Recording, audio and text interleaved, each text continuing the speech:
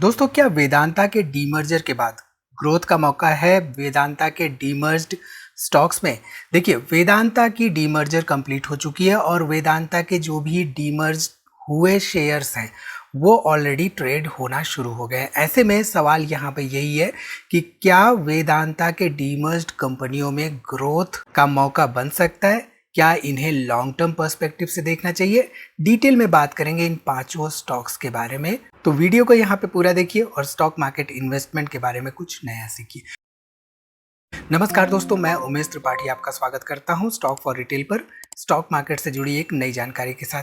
ध्यान रखिए, जो भी हम यहाँ पर डिस्कशंस कर रहे हैं वो किसी भी तरह के बाई या सेल कॉल्स टाइप के नहीं है। तो यहाँ पर हमने जब वेदांता का डीमर्जर हुआ था तब डिटेल वीडियो बनाई थी कि वेदांता कैसे 5 कंपनियों में बट जाएगी, यानी कि वेदांता तो रहेगी, बाकी 4 नई कंपनियां लिस्ट हो जाएंगी स्टॉक मार्केट में और एग्जिस्टिंग शेयर होल्डर्स को 1:1 की रेशियो में पांचों कंपनियों के शेयर्स अलॉट हो जाएंगे। तो वेदांता तो ऑलरेडी ट्रेड कर रही थी, वेदांता के साथ ही साथ अब बाकी 4 कंपनियां भी ट्रेड करने लगी हैं। ऐसे में इनके फंडामेंटल्स क्या कहते हैं, ग्रोथ क्या है इनमें, एंड डीमर्जर के बाद अलग अलग बिजनेसेस में वैल्यूएशंस क्या है, तो यहाँ पर हम एक एक करके सबके फंडामेंटल समझेंगे। उससे पहले आपको एक इंफॉर्मेशन शेयर कर देता हूँ। बैंगलोर में ट्रेड IQ और इन्वेस्ट IQ ये हो रहा है, which is India's biggest trading and investment concert. यहाँ पे 4 और 5 जुलाई आप मार्क कर लीजिए, और अगर आप इनकेस बेंगलुरु में हैं तो जरूर से जरूर आइए, जहाँ पे मैं और मेरे जैसे कई लोग शेयर करेंगे अपनी ट्रेडिंग एंड इन्वेस्टिंग के आइडियोलॉजीज। तो जरूर से जरूर आइए, लंच हमारे ऊपर है दोनों दिन का, तो मार्क कर लीजिए कैलेंडर में, और डिस्क्रिप्शन में मैंने लिंक दिया हुआ है, आप वहां से एनरोल कर सकते हैं। ठीक है, चलिए यहाँ पर वेदांता का जो बिजनेस है डीमर्जर के बाद, अब कोर बिजनेस क्या रह गया है? यहाँ पर इनका बिजनेस रह गया zinc, lead and silver and mostly copper and nickel का एंड फेरस का। तो यहाँ पे बेसिकली जो भी इनके 4, 5, 6 बिजनेसेस हुआ करते थे, राइट, अब वो सिंस डीमर्ज हो चुके हैं तो अब ये यहाँ पे फोकस कर रहे हैं जिंक पर, लेड, सिल्वर, कॉपर एंड निकल पर। इसके साथ ही साथ अगर हम वेदांता का कोर बिजनेस समझें तो ये बेसिकली ग्लोबल प्रोड्यूसर है metals, critical minerals and technologies के। ठीक है, यहाँ पे अगर हम फंडामेंटल्स देखें वेदांता के, तो रिटर्न ऑन इक्विटी 38% के आसपास है, रिटर्न ऑन कैपिटल एम्प्लॉयड 16% के आसपास है, डिविडेंड यील्ड यहाँ पे 15% के आसपास हो चुका है।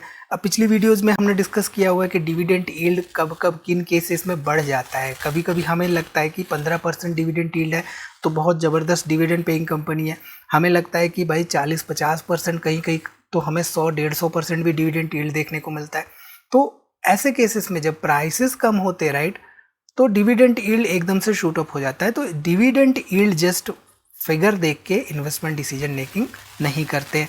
ठीक है, कंपनी प्रॉफिटेबल है, डेट टू इक्विटी यहाँ पे कम हो गया, 0.66 के आसपास डेट टू इक्विटी हो गया, पित्रोस्की स्कोर यहाँ पे 7 का है, लेकिन सेल्स ग्रोथ यहाँ पे देखिए अब इस बिजनेस का स्टैंड अलोन टाइप का -2.26% के आसपास रह गया, यानी कि डीमर्ज होने के बाद वेदांता लिमिटेड का सेल्स ट्रैक रिकॉर्ड यहाँ पे थोड़ा सा ढीला ढाला होता हुआ दिखाई दे रहा है। हालांकि प्राइस टू अर्निंग रेशियो 6 के आसपास है, PG रेशियो 0.36 है। तो इसका अगर हम वैल्यूएशन देखें तो बहुत ज़्यादा अट्रैक्टिव जोन में आ जाता है, क्योंकि ग्राहम नंबर 356 के आसपास है। Price to earning ratio and PG ratio से कैसे हम वैल्यूएशंस देखते हैं ये हमने आपको पढ़ा रखा है, ये हमने आपको ऑलरेडी सिखा रखा है। ठीक है, चलिए यहाँ पर अगर हम देखें इसके sales and profitability growth track record, तो 2015 में 73,000 करोड़ रुपए के आसपास सेल्स हुआ करता था। यहाँ पे कंपनी लॉस मेक कर रही थी। 2017 में प्रॉफिट जनरेट किया, लेकिन 2020 में फिर से लॉस मेक किया। तो कंपनी बहुत ज़्यादा सेल्स एंड प्रॉफिटेबिलिटी में consistently year on year increase नहीं करती है। अब देखिए, एक ऐसे सेक्टर की कंपनी है वेदांता लिमिटेड जो कि मोस्टली एक तरह से साइक्लिकल होता है। साइक्लिकल बिजनेस क्या होते हैं कि मान लीजिए कहीं पे डिमांड आई और यहाँ पर प्रोड्यूसिंग जो है बहुत ज़्यादा हो गई, हो सकता है किसी साल डिमांड कम हो गई तो प्रोड्यूसिंग यहाँ पे कम हो गई, सेल्स भी कम हो गई एंड प्रॉफिटेबिलिटी भी कम हो गई। हो सकता है फिर अगले साल डिमांड ज़्यादा है तो ये सब बढ़ गया, और फिर हो सकता है अगले साल डिमांड कम हो जाए। तो बेस्ड ऑन दिस एक साइक्लिकल नेचर है इस पर्टिकुलर बिजनेस सेगमेंट में, और वेदांता का अगर हम लॉन्ग टर्म हिस्ट्री देखेंगे तो हमें देखने को मिलता है कि मोस्टली साइक्लिकल नेचर होने की वजह से इनके स्टॉक प्राइसेस भी कहीं ना कहीं से हायर हाइज हायर लोज नहीं बना पा रहे थे पिछले कई सालों से। हालांकि पिछले 3-4 सालों से इन्होंने रिटर्न्स दिए हैं, लेकिन उसके पहले एक साइक्लिकल स्टॉक मूवमेंट देखने को मिलता था। ठीक है, चलिए यहाँ पर अगर हम देखें शेयर होल्डिंग पैटर्न, तो जून 2023 में 68% के आसपास प्रोमोटर्स थे, 14% पब्लिक थी, और यहाँ पे करीब करीब 17% के आसपास हमें FIs एंड DIs देखने को मिल रहे थे। अब देखिए तो सितंबर 2023 में एकदम से यहाँ पे प्रोमोटर्स कम हो गए, और उसके बाद बहुत ज़्यादा कम होते हुए करीब करीब 56% के आसपास प्रोमोटर्स रह गए, 16% यहाँ पे पब्लिक है, और यहाँ पे करीब करीब 27% के आसपास हमें FIs एंड DIs देखने को मिल रहे हैं। ये तो हो गई वेदांता, कोर वेदांता, जो कि डीमर्ज होने के बाद रह गई है।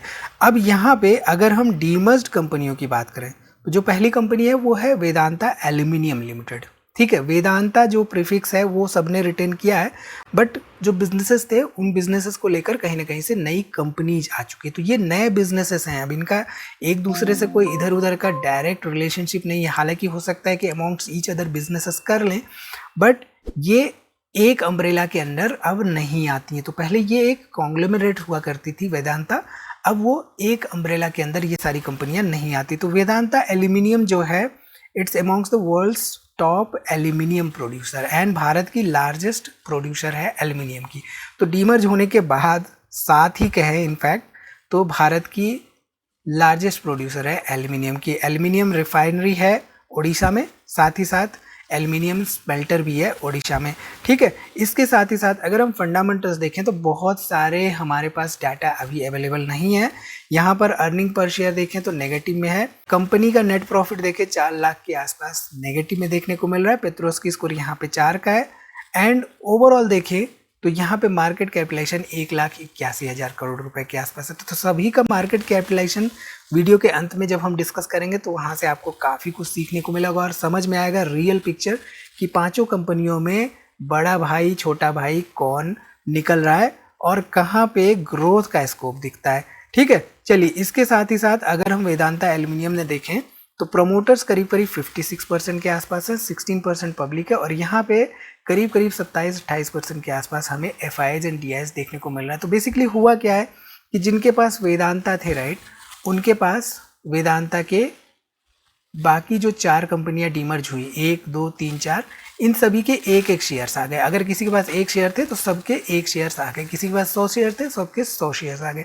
तो मोर ओवर जो शेयर होल्डिंग पैटर्न है वो बहुत ज़्यादा डिफरेंस नहीं हुआ है। हालांकि लिस्ट होने के बाद वहाँ पे अगर कोई निकला है तो वो फिगर वहाँ पे चेंजेस हुए हैं, बट ऑल इन ऑल देखें तो जो भी कंपनियाँ यहाँ पे वेदांता से डीलिस्ट हुई हैं उनमें हमें similar type of share holding pattern देखने को मिल रहा है। ठीक है, इसके साथ ही साथ वेदांता पावर की अगर हम बात करें तो वेदांता पावर में भारत के नॉर्थ इंडिया का जो largest private thermal power asset है तलवंडी साबो, ये वेदांता पावर के पास है।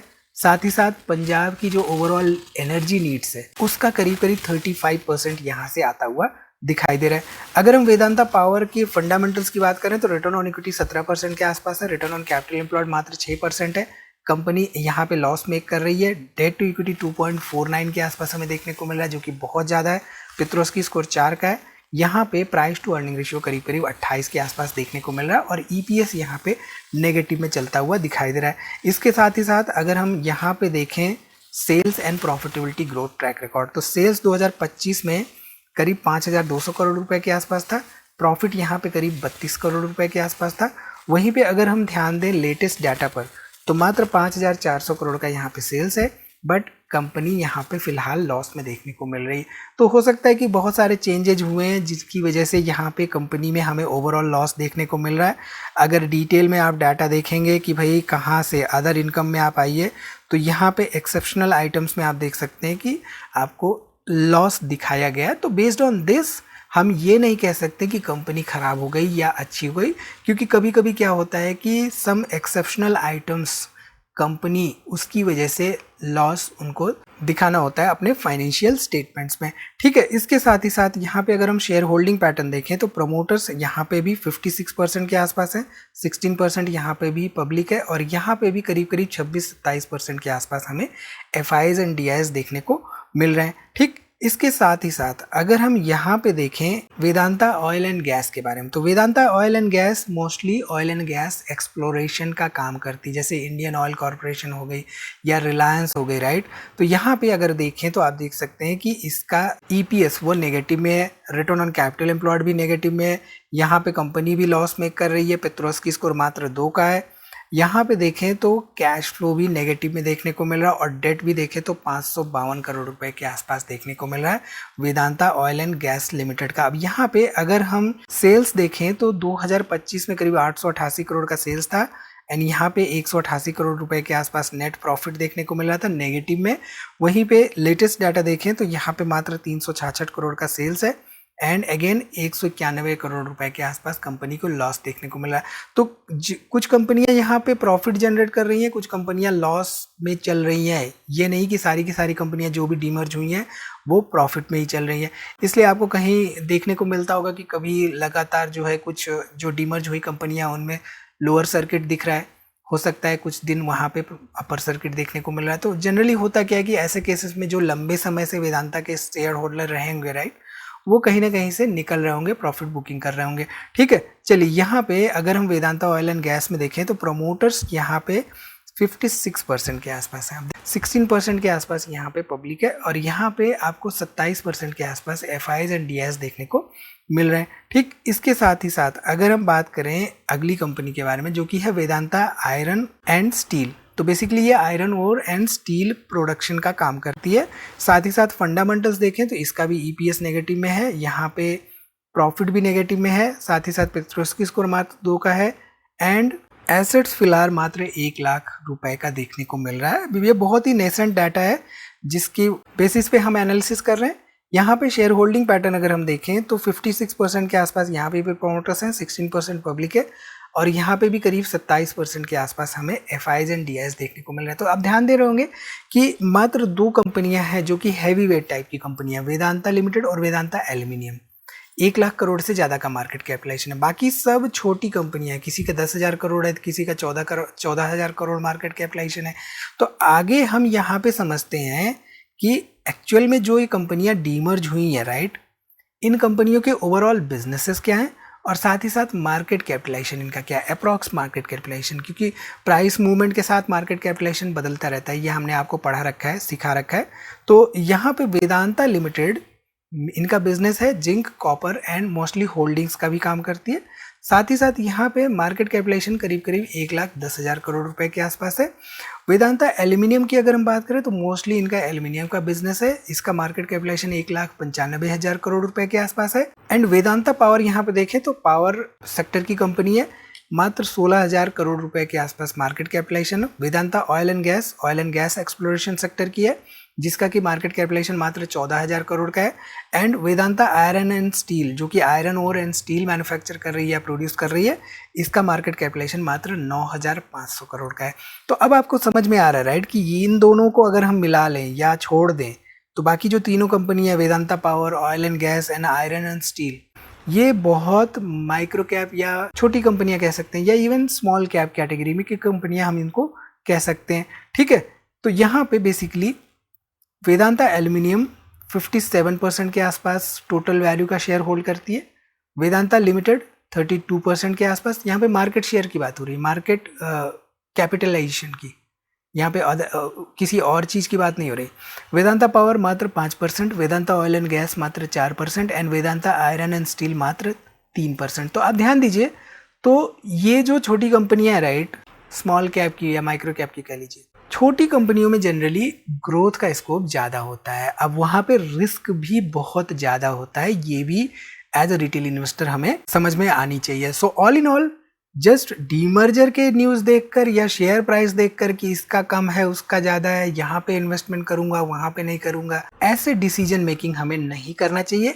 कंपनी के फंडामेंटल्स, कंपनी का बिजनेस, कंपनी की overall debt level, return on capital, cash flows, earnings growth and management execution, इन सभी के बारे में डिटेल एनालिसिस करके ही इन्वेस्टिंग डिसीजन मेकिंग करनी चाहिए। सो याद रखिए, हर डीमर्जर जरूरी नहीं कि वो सक्सेसफुल ही हो। कभी कभी डीमर्जर के बाद वैल्यूएशन एक्साइटमेंट लेवल बहुत हाई हो जाता है, इसकी वजह से कई सारे इन्वेस्टर्स जो है गलत डिसीजंस ले लेते हैं। So as a retail investor हमें सिर्फ स्टोरी नहीं, बिजनेस एंड नंबर्स भी देखने चाहिए। सो यहाँ पे ऑल इन ऑल वेदांता का डीमर्जर जस्ट मेरे लिए एक कॉर्पोरेट इवेंट था। Real wealth creation and growth demerger से नहीं, बिजनेस एग्जीक्यूशन से होती है। तो आपको वीडियो कैसी लगी कमेंट करके जरूर बताइए। वीडियो को दोस्तों में शेयर करना ना भूलिए ताकि उनको भी समझ में आए कि चल क्या रहा है। वेदांता के डीमर्जर से कुछ कंपनियां जो है सर्किट्स पे सर्किट्स जा रही हैं, वहीं पे कुछ कंपनियों के प्राइसेस में गिरावट हो रही है। चल क्या रहा है चीजें, क्या हमें देखना चाहिए एज ए रिटेल इन्वेस्टर। तो इस वीडियो में इतना ही दोस्तों, मिलते हैं अगली वीडियो में एक नई जानकारी के साथ। तब तक आप हमारी दूसरी वीडियोस देखते रहिए और डिस्क्रिप्शन में जो बैंगलोर इवेंट का लिंक है उसको जरूर से जरूर विजिट करिए। जस्ट इन केस अगर आप 4-5 जुलाई को बैंगलोर में हैं तो हमसे जरूर मिलिए।